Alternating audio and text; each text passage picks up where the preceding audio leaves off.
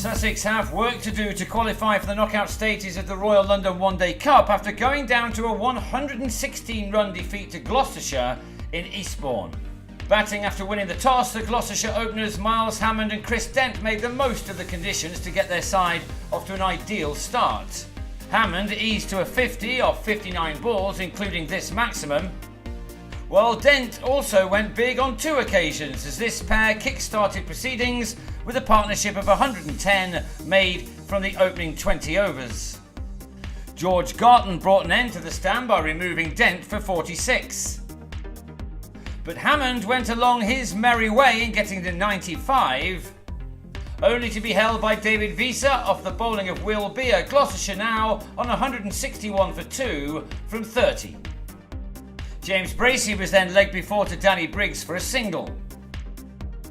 With 10 overs to go, the score read 200 for 3, and then both Benny Howell and Gareth Roderick decided it was time to quickly move through the gears. But Howell fell for 41 to Beer, and he was quickly followed by Roderick, who was taken by Beer off Briggs for 53. But the game was then taken away from the Sharks by an extraordinary batting display from Jack Taylor, who smacked 4 sixes in the space of 6 deliveries he faced, as he and Ryan Higgins rapidly added 47 runs in 21 balls together.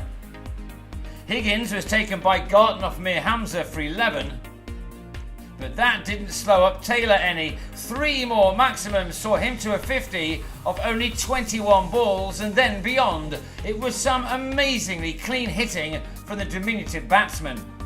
He smashed 2 more sixes off the final 3 balls of the innings to end on an incredible 69 made from only 26 balls. His 8 sixes had propelled his side to a final score of 335 for 6.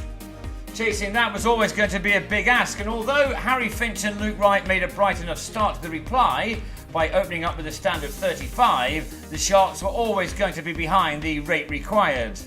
Wright needed some big shots, but he skied David Payne to Bracey after making 21. Garton followed in the next over for a single, taken behind off Matt Taylor.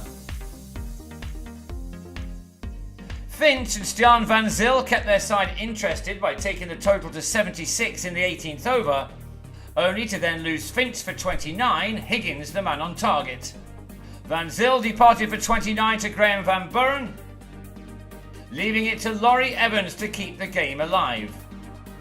Sussex have certainly shown an incredible never-say-die attitude in this season's competition, so although the odds were now stacked against them, Wiese and Evans had certainly not given up as they brought the target down to 180 of 16 overs. But by then they'd lost Evans for 44 as he fed Payne to Higgins. Wiese, having a superb tournament with the bat, reached another 50, this one arriving with a maximum of his 53rd delivery. But the task was too big even for him, and when the Taylors combined to get rid of him for 55, it was this time game over.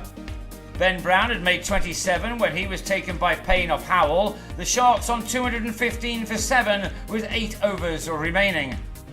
But they lasted only 8 more balls, Beer giving Tom Smith something to cheer about with a catch, leaving it to Howell to finish things off in a flash with the last 2 wickets coming in successive balls.